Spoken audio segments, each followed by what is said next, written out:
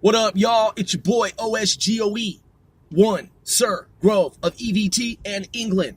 How y'all doing? Man, thanks for tuning in. If you're a fan of the show, if you support the show, on behalf of 495, we appreciate you. So, I was talking to one of the homies last night, i.e., one of my colleagues, fellow rap band members, and he and I, being individuals who work in show business as a team, we were discussing how in the world of podcasting, sometimes podcasts are scripted and some are unscripted. I actually decided to script this particular episode of Casting 495 Celebrities Worldwide. That's C4CW. So ordinarily I don't, but on occasion I do. I have before. So last night I jotted down, that is, listed some of the different topics that I wanted to cover today. I'll just go through these. It's not a numbered list or lettered list. It's not a bulleted list. It's just a list. So I'll just read through very quickly as an overview of what it is that I wrote last night. Listen to radio, I like it. Okay, so I, last night, was listening to the radio and have listened to some things that I heard that I'd like to discuss, including YouTube videos, social media, presentations, and other information that I've analyzed, collected, researched, and would like to discuss that. So, Facebook, 3-hour outage. Wow, fuck Facebook, dude. Yeah, Facebook, man, has been experiencing, in my opinion, a downfall. It really has been. I have heard one person after another say that, A, that person doesn't use Facebook, log into, participate in Facebook as much as she used to. I've been hearing this from a lot of different people. I wouldn't say this shit if it were not fucking true. A lot of people have said to me, yo, man, fuck Facebook. Dude, I don't even really fuck with that shit anymore. Occasionally I'll log in. Some people have been like, I just don't even fuck with it anymore. And I have heard people say it is the next MySpace. That's not just coming from me. That is from people. Mark Zuckerberg, man, is an unruly, unscrupulous dude, man. He fucking clearly lies to people. He's constantly pretending like he's going to improve Facebook by just giving people lip service, man. And, man, just people aren't buying it, dude. And the fact that you can get arbitrarily banned for saying some just shit that's totally, absolutely, insignificant. I got banned from Facebook for the 4th time. And the last time I got banned for 30 days, it was because I used the word chimp. I, prior to that, had used the word crip. And it's like, dude, I'm not even a crip. What if I'm a fucking gang expert? What if I'm a gang interventionist? What if I'm a subject matter expert? I used the word crip. And the next thing you know, they fucking banned me. And it was like, Facebook has detected that you are doing something that is considered unusual activity on Facebook. And they just banned me for 30 days. They're like, if you wish to appeal this, and you click on the thing, dude, and it doesn't even process. There's no real fucking appeal, man. They're full of shit, dude. And basically, dude, someone's assigned to my account, and they just shadow ban me in their own little special way, where every time I'm back on Facebook, you got some human fucking operator, probably someone who hates Israel, probably someone who's anti-Semitic, probably someone who's anti-Republican, conservative. They just fucking hate, they're haters. And anytime I say some little thing, they're like, oh, that's construed as something that goes against our community standards, blah, blah, blah. They're just a bunch of fucking hypocrites on Facebook, dude. Fuck Facebook. It's a bitch-made, punk-made, chump-made motherfucking company, dude. I'm sick of getting banned on Facebook. I should have never been banned for any of the shit that I've ever typed on fucking Facebook. They're so fucking petty. And guess what? Multiply that times millions of people.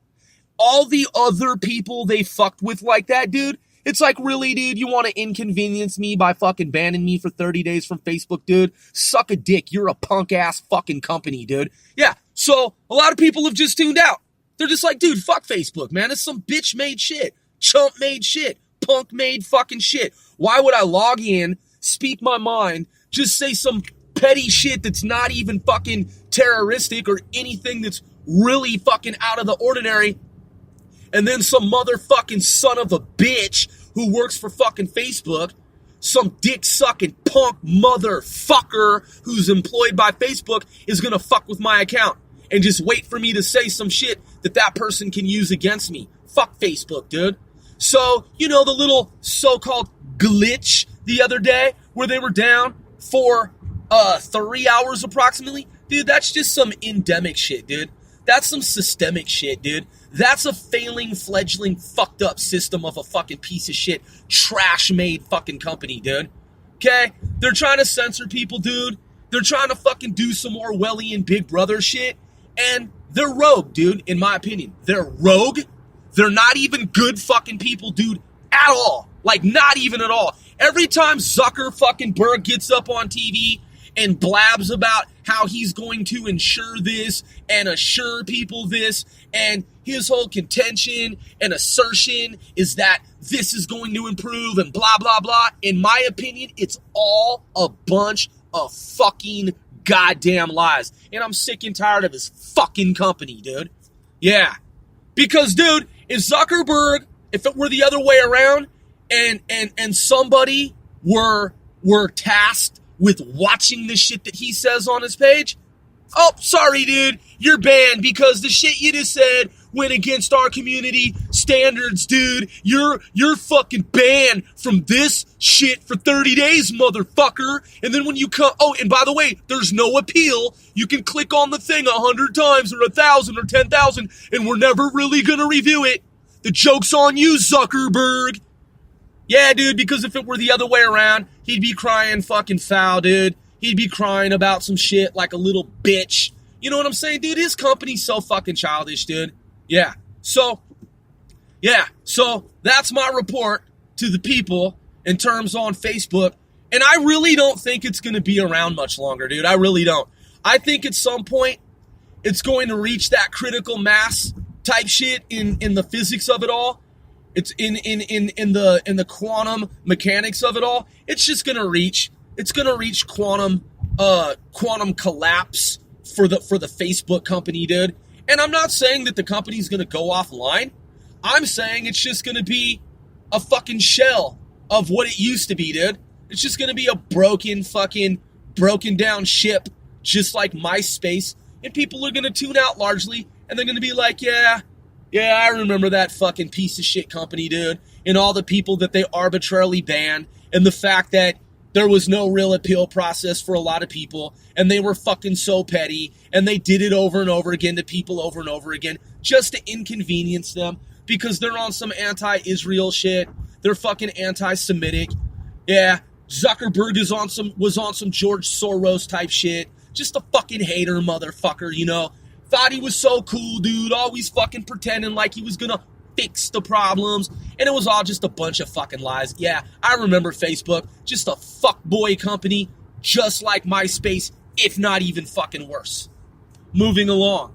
So then, how we invested in software, like when Nintendo was popular. I literally wrote that. How we invested in software, like when Nintendo was popular.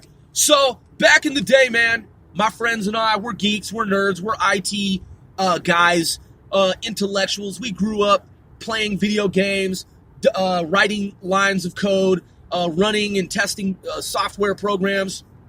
We learned procedural code, top-down programming, object-oriented programming from the 1980s going into the 1990s. That's how long ago it was. So being video game geeks back when Nintendo was the most prevalent, was the most prominent video game system out on the market, which clearly eclipsed and overshadowed Sony back then. I love Sony, man. Sony's a great company. Don't get me wrong. As an artist, as a musical artist, a rap artist, I actually have put out projects on Sony DADC and for distribution. That's a fact. I love Sony products, man. Sony Walkman was the, you know, people had the Sony Walkman, you know, the Walkman, Sony Walkman. You put the cassette tape in it, you press play, you'd walk around, you'd have headphones, and that shit was the shit. That was before MP3s existed and MP3 players. Like, MP3 was not invented back then. Sony Walkman was in effect, though. So, just looking back, man, reflecting and reminiscing about how my friends and we invested over the decades in software. And given our investments in software, where we are now in terms of our technological capabilities, our software capabilities, man, we've upgraded, we've updated, we're 2019 and beyond. We've got state-of-the-art shit, man. We have top-of-the-line microphones, top-of-the-line virtual studios, top-of-the-line hardware, software, peripherals, devices. Dude, our shit is fucking beyond state-of-the-art. So, yeah, man, we made wise investments. By the way, man, props to Tiger Woods. You know, I grew up watching Jack Nicklaus, and the homie last night, Mike, he was talking about how Jack Nicklaus is still basically the ruling king, so to speak, if you will, in the world of golf. The reigning champion of all time. And I was like, yo, yeah, I remember actually when I met Jack Nicklaus. I've talked about this before. He came out to our city, and there were a bunch of kids from the north, the east, south, and the west. We were all shuttled via the Boys and Girls Club, and we went to a golf course, one of the most premier golf courses in the city, where a lot of civic leaders and business persons and people in the community would go to play golf, and VIPs, dignitaries, etc. And we were thrilled as kids, man. I mean, we were fucking, man, I must have been like, shit, maybe a second grader? That's how young I was, man. I must have been in like second grade. Met Jack Nicklaus, man. He gave me his golf tee, one of his golf tees that he teed off on. I've talked about this many times. I put it in a plastic bag. He also autographed a little piece of paper that I had. I put that piece of paper in the plastic bag with the golf tee that he teed off on, sealed it up, man, and I put it in storage. So, flash forward to Tiger Woods. Tiger Woods, man, what's it been, like 11 years or whatever? Man, this dude, it was questionable in terms of, was he going to move forward beyond his debacle in terms of the controversy that surrounded him, because he had been at the center of a debacle at some point and had come under fire, that is scrutiny as a result of allegations that he was involved in extramarital affair. And an extramarital affair, that was the allegation, and that hurt his career for a time. Hey, man, he moved beyond that in the sports world, and Tiger Woods did it again, and it's like, wow, Tiger Woods back in the media in the positive spotlight. So props to Tiger Woods for keeping it together, for getting it back together, and for that big win the other day. Shout outs to Tiger Woods. Politics, what others are not covering. Okay, what others are not covering. When I wrote that, politics, what others are not covering, I'm talking about geopolitically, like around the world. Obviously, somebody in the world of intelligentsia, someone is going to be covering the topics that I am contemplating, considering, thinking about right now. What's going on in sub-Saharan Africa, man? I met a brother from Sudan, and he and I were discussing how, unbeknownst to folks who don't follow geopolitics, geography, what's going on in the various countries on the continent of Africa, Sudan split some time ago. It actually split into two different countries, North and South. So now there's North Sudan and South Sudan. A lot of people don't know that because they talk about Sudan, capital being Khartoum, and they don't know about Juba. Let's look up Juba. Let's check it out. I don't even know if I said that correctly. I've been playing this geography game, and it's a cool game, man, because what it does is when you log into it, it updates. I've been playing it for a little over a year now.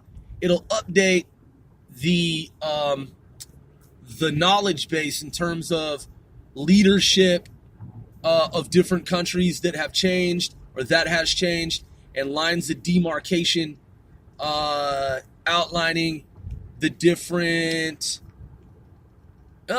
Juba, capital of South Sudan. Man, so the country of Sudan is now two countries.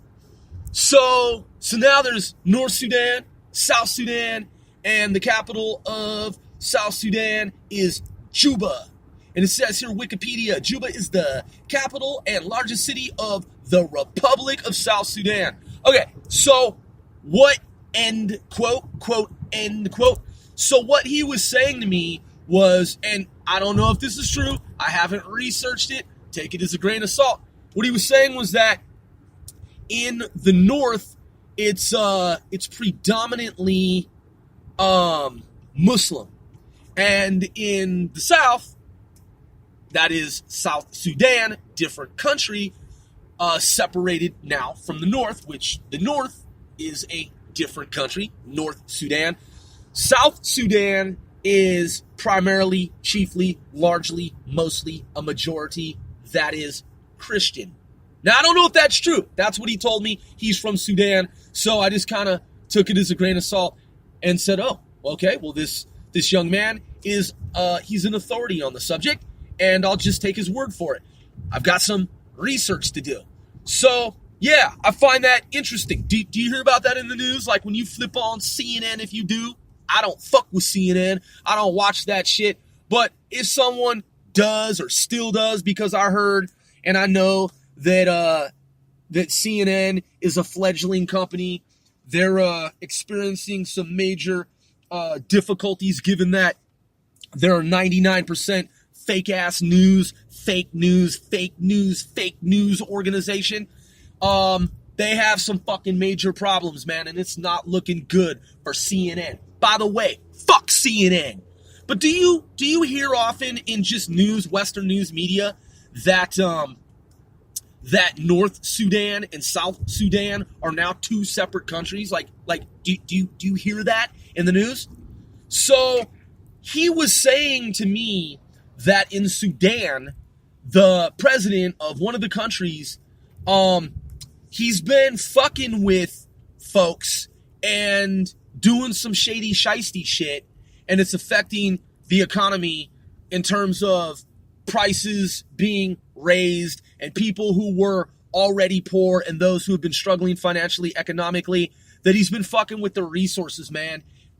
He's been in office for, what did he say, like 29 years or some shit? I said, yo, that sounds like some Robert Mugabe type shit. And he's like, yeah, man, exactly. And he said the dude used to be liked and dude used to be held in high regard and respected and thought, you know, he was thought of as a good dude. But apparently, according to this source that I'm referencing, that I'm referring to, he told me, he's like, man, dude's gone to the dark side and he's doing some fucked up shit, or had been.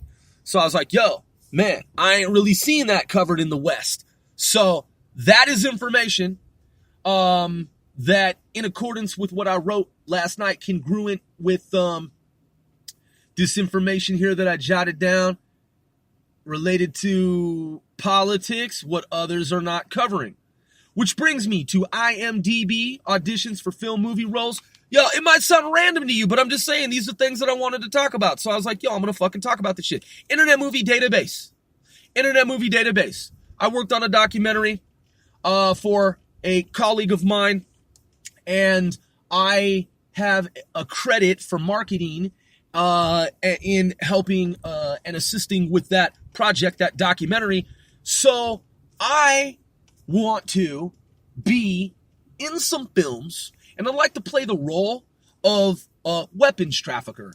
I just had that idea, and I was like, you know, I've seen these Steven Seagal movies and these different movies like Mission Impossible, and, you know, there's always the dude that's like bringing in the weapons for the team. I like to play the role of a weapons trafficker. I'll do the procurement for the team. And so, like, the team will be doing shit, and then I'll just, like, show up with the satchel, and I'll be like, here are the weapons. And they're like, yo, thanks, dog. And I'm like, no problem. I'm out. Peace. You know what I'm saying? Just some simple, basic shit like that. That's how I'd like to enter Hollywood.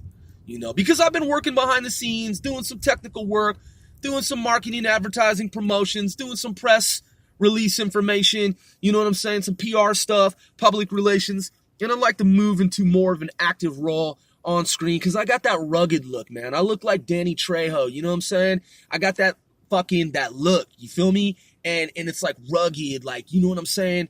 Childhood acne, like scars and shit, you know what I'm talking about? I'm not really photogenic a lot of times. I mean, sometimes I take dope photos, like if the light is correct. But dude, I'm being honest, like I'm not a fucking pretty boy in the sense of like I can take photos and I'm like always looking fresh. Dude, I look fucking rugged sometimes, man. And so like I would be the perfect weapons trafficker fucking dude in movies. And so I'm looking to audition for some parts where I've got like a few lines and I'm like, here are the weapons. And they're like, thanks a lot, motherfucker. And I'm like, chip bet, homies. And I'm just like dipping out. You know what I'm saying?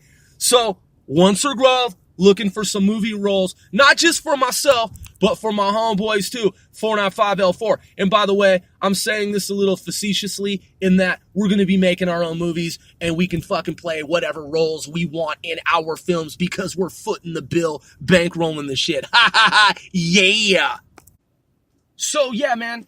So moving along, the next topic is get our merch, man. Pick up some merchandise.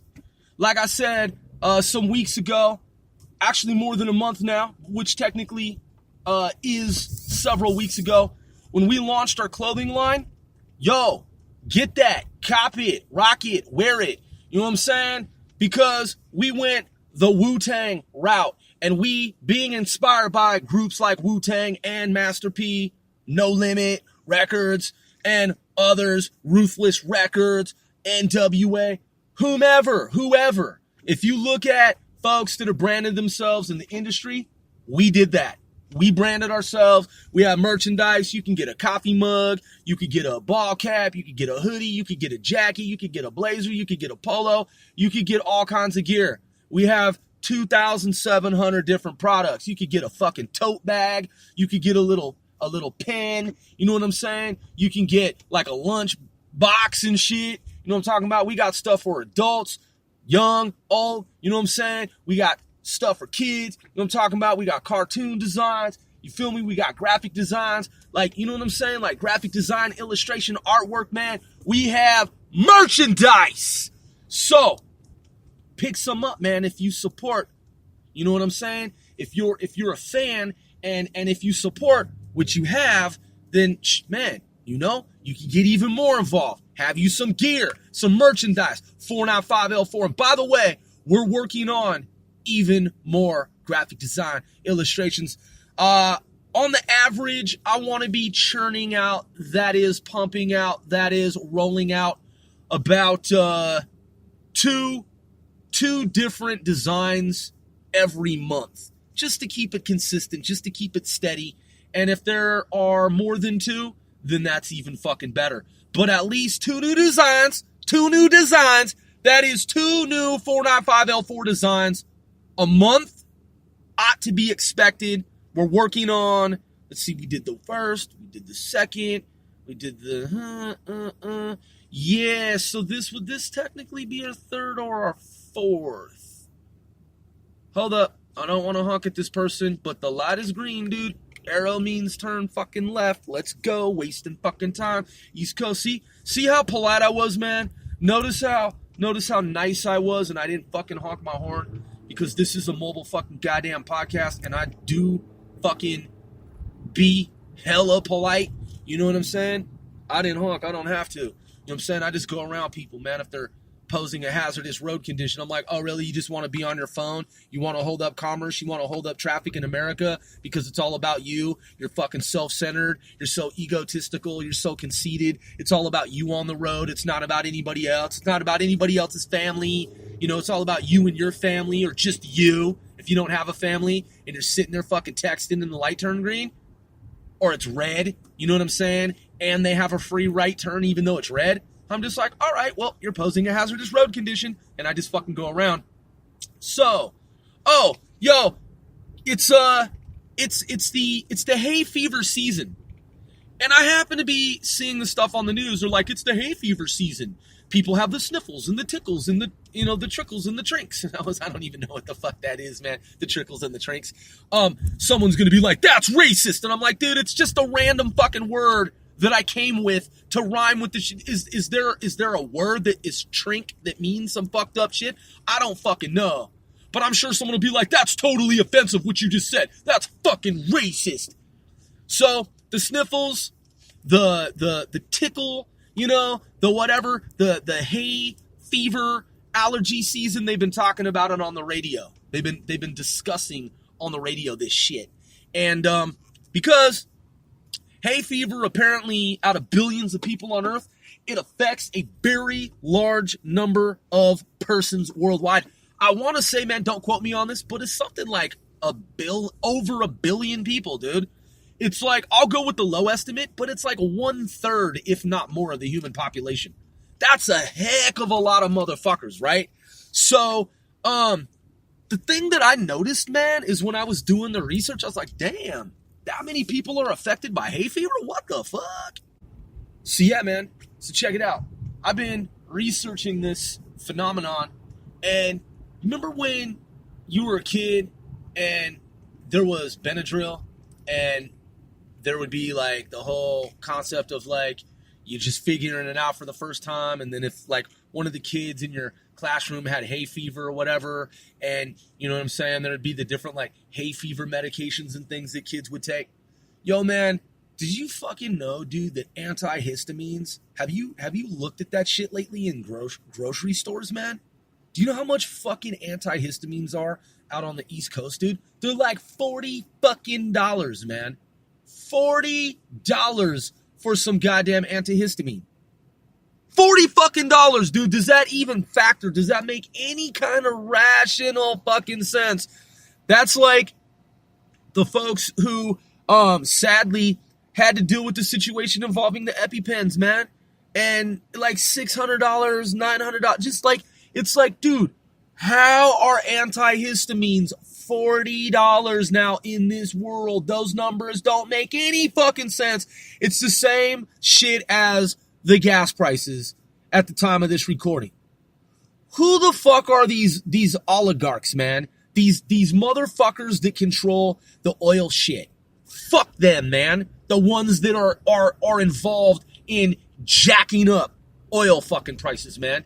Now, look, man, I understand the dope game, and I know how the fucking drug industry dope game, that is the illicit drug business, I know how that works. Watch out, roadworks reported on the road ahead. I know how that shit works to the spec. I know how it works down to the metric, okay? I totally fucking know how that shit floats, how it operates, how it functions, and yo, so check game, man.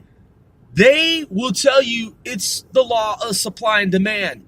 Yeah, it is, in addition to motherfuckers causing droughts and shit in the dope game, in the oil game. Come on, dude. Come on, man. They talk about price of oil per barrel and whatnot, man. I mean, come on, dude. California, they just recently hit $4 per fucking, you know what I'm saying, per gallon and shit. Come on, $4 for a fucking gallon of gas, man. These pieces of shits on this planet that fuck with our resources, that play this kind of fucking game with us, dude. Man, yo, hey, it's not good for them in the long run. It's really fucking not good for them in the long run. So check it out, because what goes around comes around. Which brings me to, hey man, do you remember the fun stuff that we did when we were kids? Like G.I. Joe, Transformers. Do you remember, man? Like, just like going to birthday parties and slumber parties and like pizza parties and like sleepovers and, you know what I'm saying? Like camping and shit, man, and like outdoor shit, like as kids, you know what I mean? Like just the fun shit, like going to Toys R Us when Toys R Us used to exist. Whoa, Mandela effect. Toys R Us doesn't exist anymore. That's weird. What the fuck happened? What? Toys R Us is gone? Holy shit.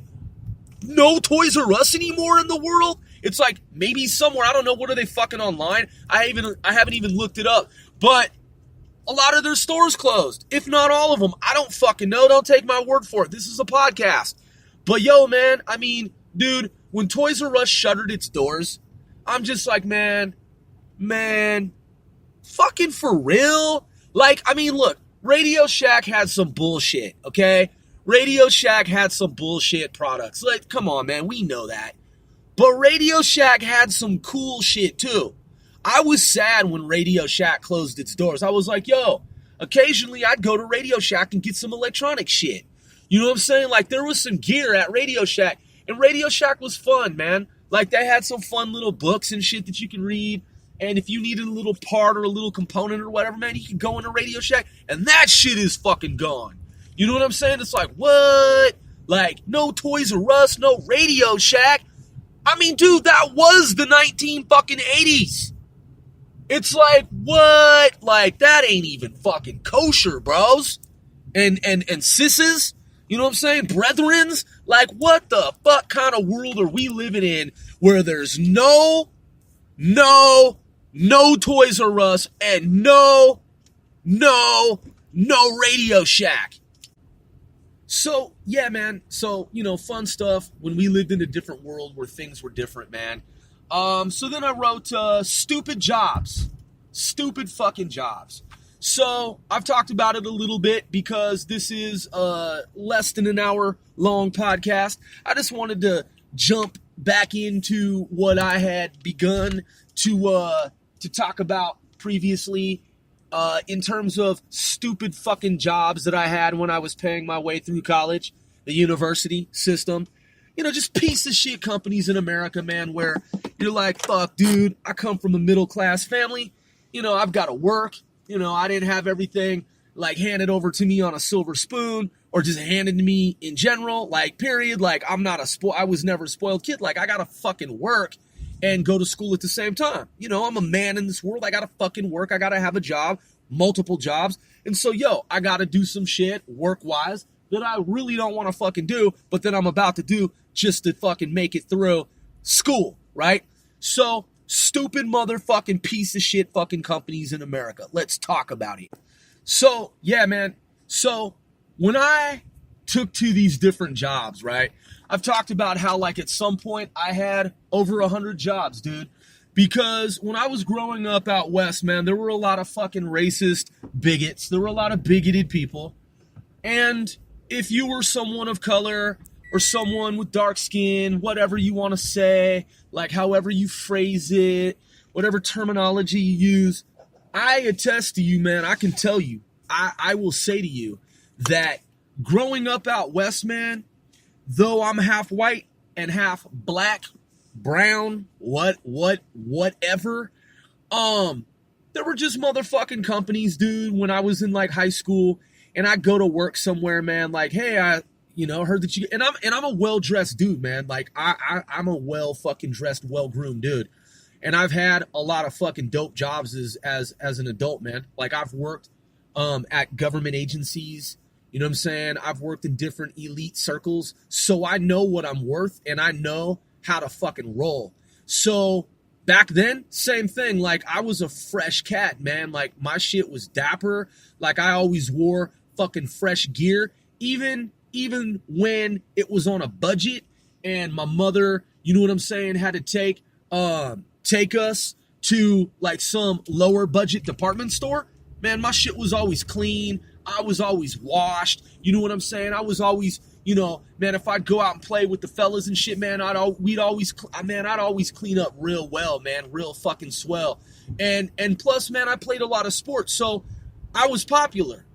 And I was never unpopular, man. And I told y'all before, as I explained, I was class president 2 years in a row in junior high school. And then when I was in high school, I was best friends with the class president of our high school because we all grew up together, man. All of my people are fresh, man. All of my people, man, are well fucking groomed, well dressed, like well manicured, man, like hygienic. You know what I'm saying? Like, we've never been scummy people, dude. We've never been fucking scummy people. And I've always been, dude, I've always had fucking mad skills. So, you know, I had some jobs. What I did, a lot of people don't know this, man. who don't know me. So what I did, full disclosure, when I was younger, I did a lot of manual labor. I mowed a lot of lawns. I did a lot of landscaping because my grandmother, she had an English garden, and she had a sizable property. The property that she had out west, if it were out here in the east, it'd be a multi-million-dollar fucking property.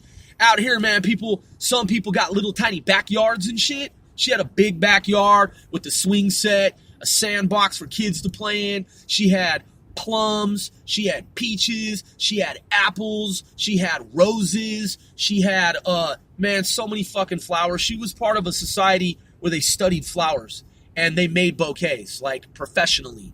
And, you could get flowers from her at the time that she would just generously give away to people in the community, in the neighborhood, man, that were better than some of the local florists. And she knew how to do it professionally. And so the point is that I would mow her lawn, relatives' lawns, you know what I'm saying? I would edge, I would cut shrubs, pull weeds. And then as an adult, I worked at a construction company in California, in the Oakland Bay Area. I did landscaping in the Puget Sound, Pacific Northwest with some of my Bloods gang homies and shit that were like, you know what I'm saying, trying to go straight, you know, be legit and fucking make some like legit money, you know what I'm saying, and just like, you know, be adults and shit, man, and just like have fucking day jobs instead of having to do crimes, man, like sell fucking weed all day. I mean, don't get it twisted, man. I mean, we sold weed too, but it's like, man, we'd work hard, man. We'd go and work on some lot, some property, some estate. We'd work all fucking day. And then after that, man, it'd be like, you know, we'd go to happy hour, man, and go and have a meal and have some fucking, you know what I'm saying, some pitchers of beer. But, man, we did a lot of landscaping, raking leaves, you know, rake leaves, man, shoveling snow, fucking helping people move, entire homes, man. Like, we moved people from one place to another, man, moving trucks and shit. I worked for a furniture company. Fuck, when I was in college, man, I worked at a movie theater. I worked in the concession stand. I was at the counter. I was an usher. I used to clean out theaters, man. I delivered fucking food for multiple different companies, man. I used to open wine bottles in restaurants and shit. Man, what else did I do? Oh yeah. So when I was in high school, I had one fast food job. I worked at Kentucky Fried Chicken. The Kentucky Fried Chicken that I worked at was actually, it was like a laboratory. They had people in white coats and white suits that would come through with white glove inspections because it was like the number one Kentucky Fried Chicken like in America at the time in terms of sanitation.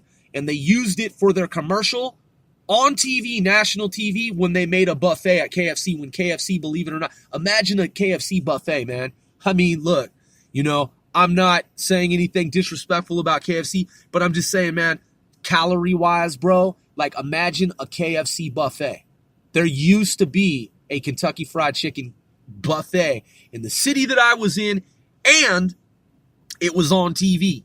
So you had a lot of suits, a lot of executives, a lot of corporates that for like months would come down to the buffet. They would sit, they would like inspect, and they were doing all types of inspections, man. Like they were you know what I mean? Like everything you can think of, everything conceivable. So I worked there, man, and it was a clean restaurant, and we did everything by the book, and we were fucking, you know, my homies would come in for the buffet and shit, and then like on my break, you know, I'd go and crack a 40 of the Old English, you know, 8-ball, Old English 800 and shit on the side of the building or in the men's room. You know, one of the homies just come in with the cold 40 and be like, yo, bro, the 40's in the, you know what I'm saying, men's room. So hey, I gotta mop the floor real quick. So I'd go in, put up the little sign, close the door and shit, crack the 40 open, man, and just get fucking faded on the job, man, just like sipping. You know what I'm saying, man? I mean, shit, I was still working, doing my job, man, you know, and that was a long ass time ago, man. That was like fucking over 30 years ago. I was a kid, I was a teenager, and it was fucked up, man. Anyway, so, but I'm just saying that there was a dude who worked there. He got in trouble with one of my coworkers because he was doing inappropriate shit, and she ended up with the a very large sum of money, man, in a BMW. So anyway, that said, that was my one fast food job. I did that in high school, and that was like a 90-day thing. Maybe I was there for a few more months. Maybe it was 6 months. But that I was like, yo, okay, I did fast food. So that really actually wasn't a bad experience. It was just, fucking low money, and I was kind of like, yo, I did KFC, man. My mother, she was a candy striper. She used to work in a senior facility when she was studying microbiology. She was going to be a microbiologist and a medical doctor, and so she was a candy striper. A lot of folks, from the newer generations, they don't know what a candy striper is, but she was a candy striper, and she, around the same time, she had also worked at KFC back when, I'm talking about the 1950s.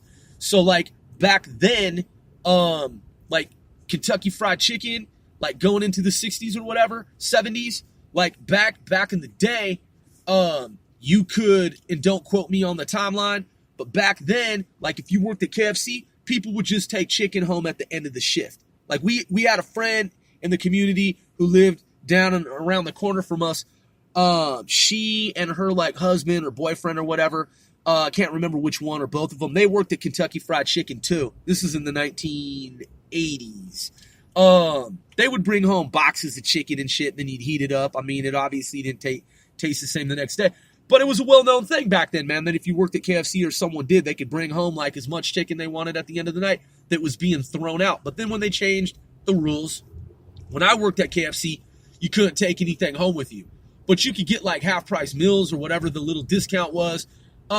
So the reason I bring that up, man, is that I did my job, you know what I'm saying, in high school. A lot of what I did in high school was telemarketing.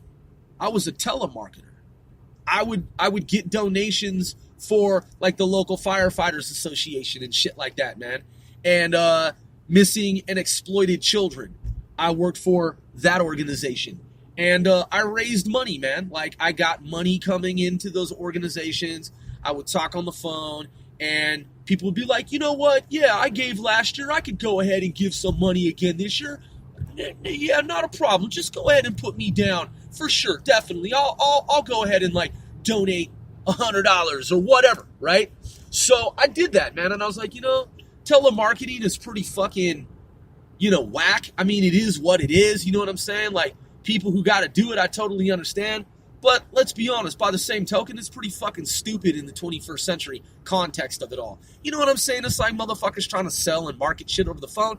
Keep in mind, man, I was 14 years old, So it's back then, they're here you go, son. Here's a headset, and here's your little, station, and this is how you, dial up the numbers, and this is the little script for you to read. And I was like, man, this is fucking some bullshit.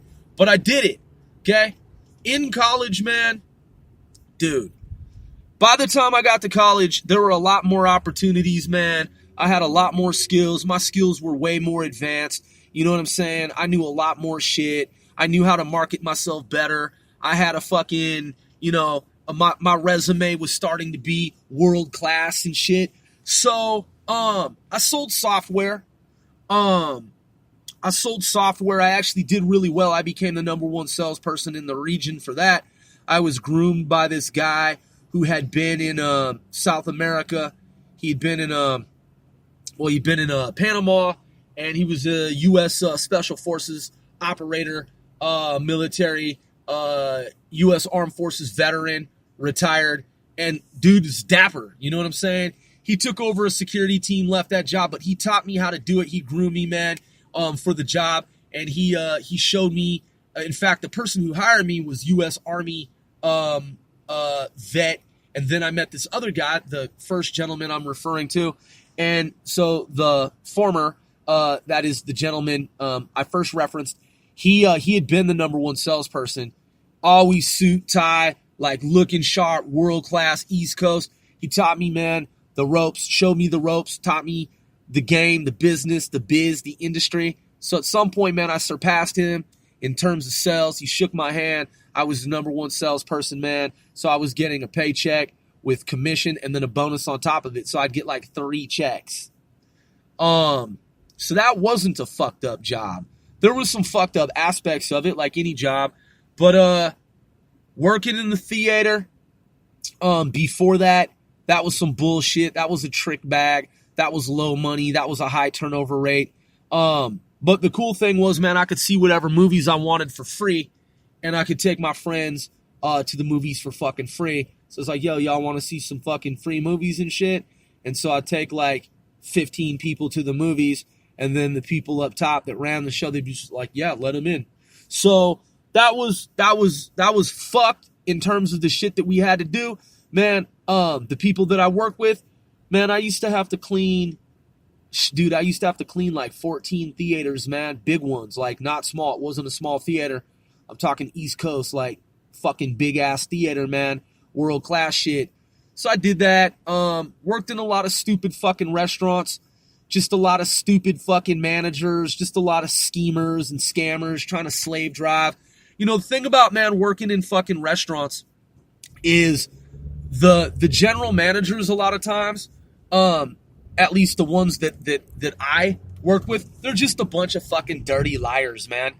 They'll try to have you believe, you know, they'll do their little favoritism thing, and they'll be like, oh yeah, such and such can't make it, so you're gonna have to do this. And you'd be like, nah, man, I've already got like other obligations, and no, I can't do it. They're like, no, but you have to, because this person can't make it, and if you don't do it, then what are we gonna do? And it'd be like, I don't care. Like, fuck you. You know what I mean? Like, figure out some way to do it. Like, you're the general fucking manager. Call the district manager if you have to. Like, suck a dick, dude. Like, fuck off and eat shit. You know what I mean?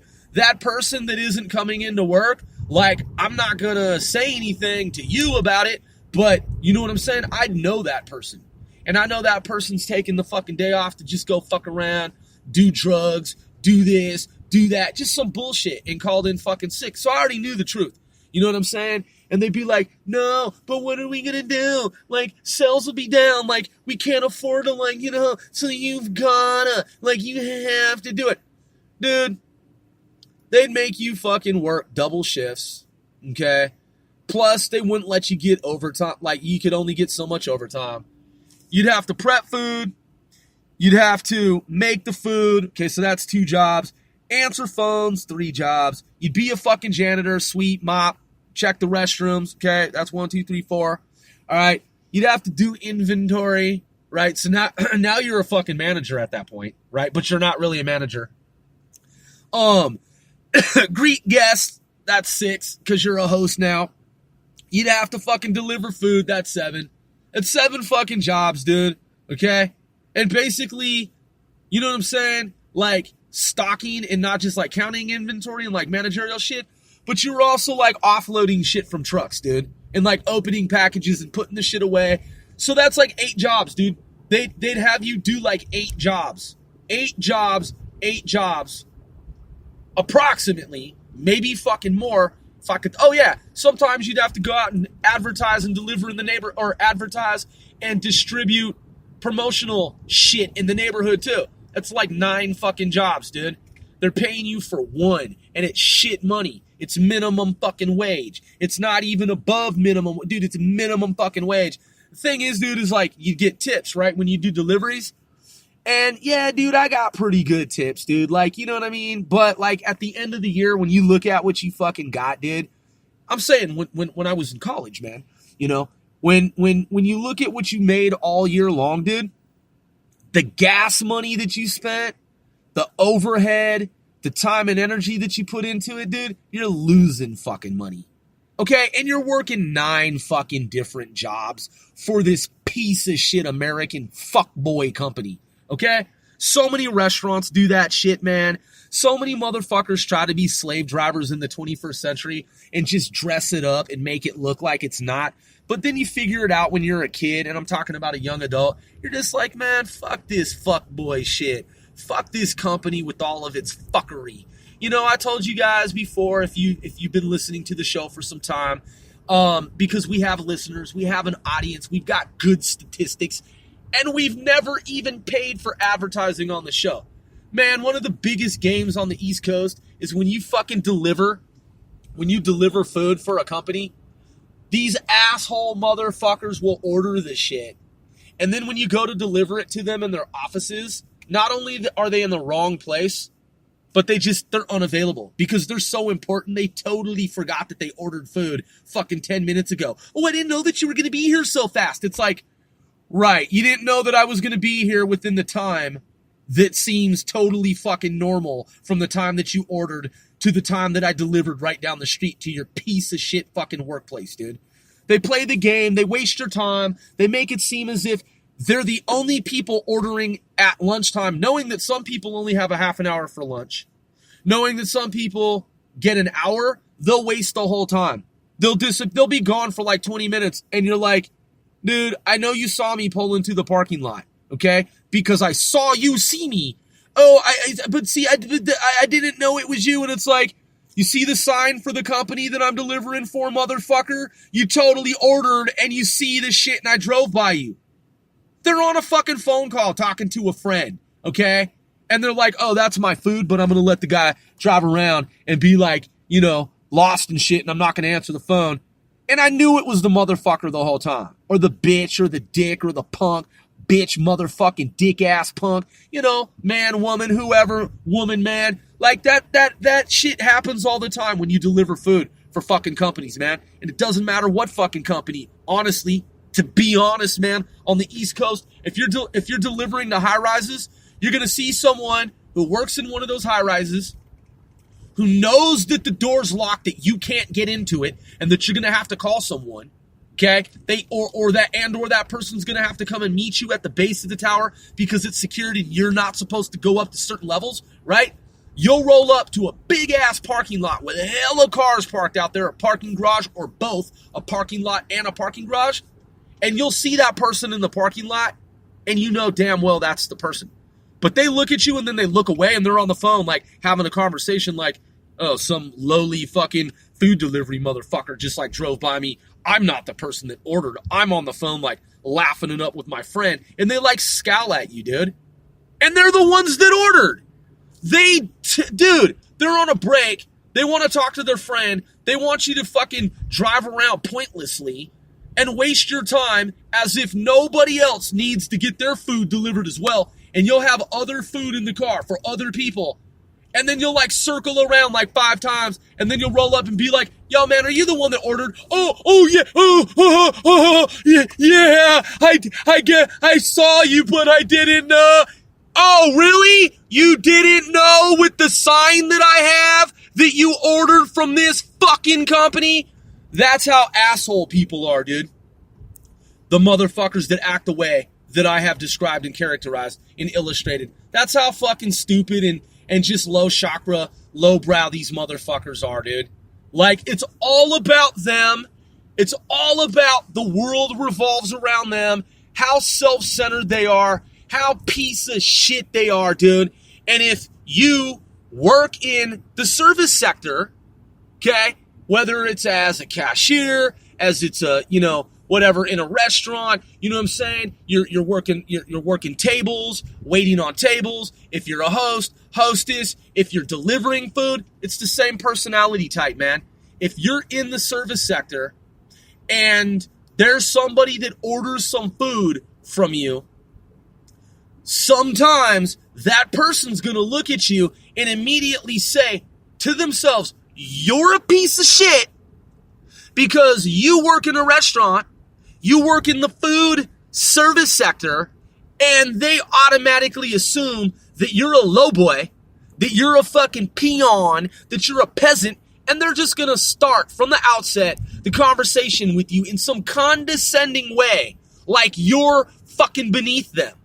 Yeah, they'll waste your fucking time. They'll lie about the shit that they ordered. They'll intentionally order some shit, then switch it up. No, I didn't say that.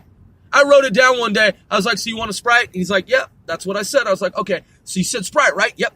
Okay. And I'm writing it down on a piece of paper. And I was like, all right, so you, and you wanted this, and you said Sprite 3 times. I counted, right? I come back to the table, and the dude's like, with this like group, and he's like all involved and shit. I didn't say Sprite, I said Coke. And I said, yeah, actually, dude, you said Sprite 3 fucking times in a row. And I wrote it down that you said it 3 fucking times. You lying ass son of a bitch. They'll do shit like that, man, just to try to fucking put you beneath them so that they can complain. You know why? Because they're trying to get some free shit. They're trying to get some free shit, man. You know, they're trying to act all professional. They're trying to act all uppity. They're trying to act like they're so high and fucking mighty in society. They don't know who you are. You could be an undercover fucking cop. You could be undercover federal fucking agent. You could be a contractor to the U.S. intelligence community. You could be a man, they have no fucking idea. All they see is that you work in a restaurant, right? And so they're trying to game the system, and they're trying to look all professional with their They don't know you got the same gear, if not better, right? They have no idea where you've been in the world, in the country. They have no fucking clue. They just see you in their fucking piece of shit view. They see you as a peasant. They're going to try to lie, like, from the beginning, like, from the gate. And they're going to be like, that's not what I said. And it's like, yeah, it is what you said. I recorded it, motherfucker. And now it's on YouTube. What are you trying to do, man? Take your pent-up aggression out on some lowly restaurant worker? Fucking asshole. Yeah, you're a cool American. You're a cool fellow American, right? Because this person works in a restaurant, right? You trying to lie so that you can go to the manager? Man, I used to have managers come to me, man, and they'd be like, this customer just said that you did this. And I was like, really? Did the customer say that? Fuck you. Fuck this company. You suck dick, and you're a fucking drug addict, and I don't give a shit. Fuck that customer, and fuck this company, man. You're a fucking moron. I don't give a shit. I recorded the whole thing. Now what, bitch? You want to fucking accost me and make it seem like I did something inappropriate? You want to make it seem like I did something wrong? Manager, you're a fucking worthless loser. You work in this piece of shit restaurant chain. You're a manager and you ain't getting paid shit. You're a slave to the fucking system. You could barely pay the mortgage on your fucking home. Fuck you. I don't work here anymore. I quit. I've had a bunch of jobs for a long time, and I've only been coming in here, man, because I wanted to tell you one day, fuck you, I don't need this job. Yeah, man. That's how they try to do you in America when you fucking need money. Yeah. When you need money, and they pretend like there's some, look at our advertisements on TV. We've got so many cool things going on with our company. It's like, yeah, you're a slave driver wannabe company, and I know the truth about your company, and I told everybody that I know not to fuck with your fucking piece of shit company. Huh, that's weird. Your sales have gone down, and you don't look so hot any fucking more. Yeah, man, you ain't looking so cool anymore. You and your big American restaurant legacy. Fucking scam artist ass piece of shit. Fucking dirtbag scum company is what you really fucking are. So, yeah, you grow up in America, man, and you learn. You figure it out. And you're like, all right, it's time for me to own my own shit. I'm gonna be a rap star. Yeah, I'm gonna be a musical artist. I'm gonna be a business owner and invest in the stock market. And when these companies are publicly fucking owned, man, I'm gonna own up fucking markets, man. These companies have no idea. I'm going to own their shit. When they go rogue, when they're untoward, when they're wayward, when these motherfuckers, man, when they start trying to run amok, I'm just going to buy up that shit, man. Yeah, fuck them. Trying to think about some cool toys that I had when I was a kid. I wrote toys I had as a kid. Probably the coolest toys that I had when I was a kid were, really my video games. Atari was cool. Video game Breakout, Space Invaders, Asteroid, Centipede, Frogger. I mean, honestly, man, my video games were probably my coolest toys that I had. I say tools, toys that I had when I was a kid. And action figures. I had some records, some little tiny mini like albums, like vinyl for like Spider-Man and Batman. I was always a Spider-Man fan. Spider-Man was my character when I was a kid. But yeah, anyway, I'm your boy, OSGOE, One Sir Grove.